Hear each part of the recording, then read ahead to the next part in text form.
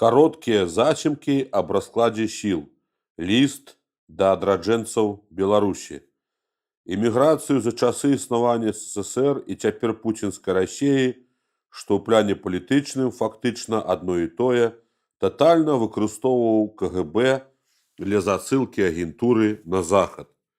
За саветамі КГБ найбольш агентурна скарыстаў масавую габрэйскую эміграцыю ў Амерыку і Ізраіль.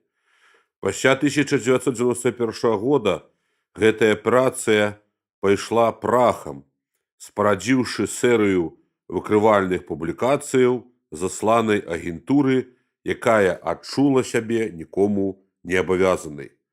У 2010 годзе, пасля лукашысцкага пагрому беларускай грамадзянскай супольнасці і хвалі антыбеларускіх рэпрэсій, сотні палітычных эмігрантаў-беларусаў хлынулі ў суседнія краіны.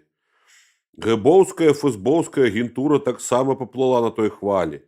Яна атабарылася найбольш у Польшчы і Вялікай Брытаніі. З нацыянальна-дэмакратычнай беларускай эміграцыі гэтыя людзі ў кантакт не ўступалі, але і не выяўлялі адкрытай варожасці. Сваю дзейнасць на рускай мове абмяжоўвалі рэзкай крытыкай рэжыму Лукашэнкі, называючы яго ўладу беларускі рэжым, і замоўчвалі інфармацыю аб антыбеларускай ролі Масквы.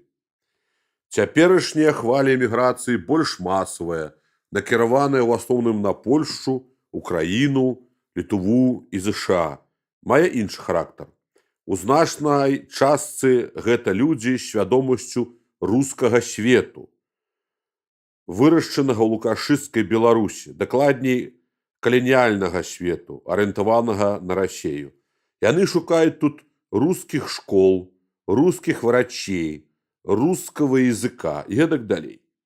Найбольшы ўплыў на іх мае газпрамаўская квазі-апазіцыя, група вакол ціханаўскай латушкі, агентурна падрыхтаваная значна раней. Масква на гэты раз правяла грунтоўную працу, каб стварыць за мяжой прамаскоўскую, беларускую эміграцыю на рускай мове, арыентаваную адначасна супраць Лукашэнкі і супраць беларускага нацыянальна-вызвольнага руху. Гэта прынцыпова новая сітуацыя для беларускага замежжа. Фактычна, Масква праз газпрамаўскую падстаўную апазіцыю стварае для беларусу трэці фронт барацьбы. Сітуацыя выгадная Маскве дзеля ўплыву і маніпуляцый. Канфліктны расклад выглядае так. Лукашенко, Путин, адзінства. Путин, Лукашенко, канфлікт. Газпрамапазіцыя, Путин, адзінства. Лукашенко, газпрамапазіцыя, канфлікт. Нацыянальна-вызвольны рух Лукашенко, канфлікт. Нацыянальна-вызвольны рух газпрамапазіцыя, канфлікт. Нацыянальна-вызвольны рух Путин, канфлікт. У гэтую схему уцягнуты і Захад са сваім амбівалентным падыходам да Пуціна, які ў выніку выкарыстоўвае Захад супраць Беларусі напоўніцу. Можна нават вывесці тут матэматычную формулу ураўнення з пераменнай велічынёй квазі-апазіцыя, перамена якой кардынальна змяняе сітуацыю. І гэты працэс пачаўся. Менавіта у працэсе змагання людзі невераятныя пачынаюць расплюшчваць вочы, расчароўвацца і адпадаць ад падстаўной апазіцыі ціханаўскай латушкі.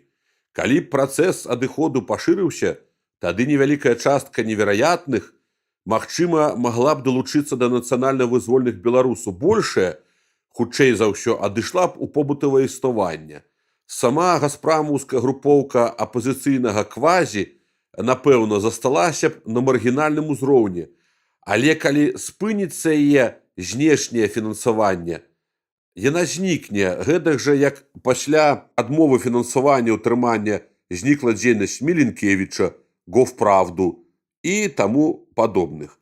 Цяпер важна і для беларусаў у замежжы, і ў Беларусі падземна ствараць суполкі нацыянальна-вызвольнага руху «Вольная Беларусь». Істотна, каб тое было грамадскай ініцыятывай, ішло ў гушчы.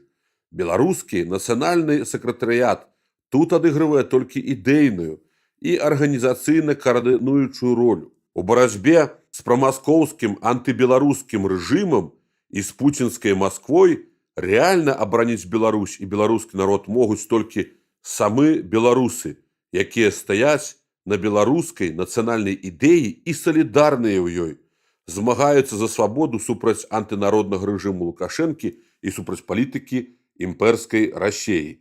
2 студзеня 2022 года Зянон Пазняк. Ад Беларуска нацыянальнага сакратарыяту «Вольная Беларусь».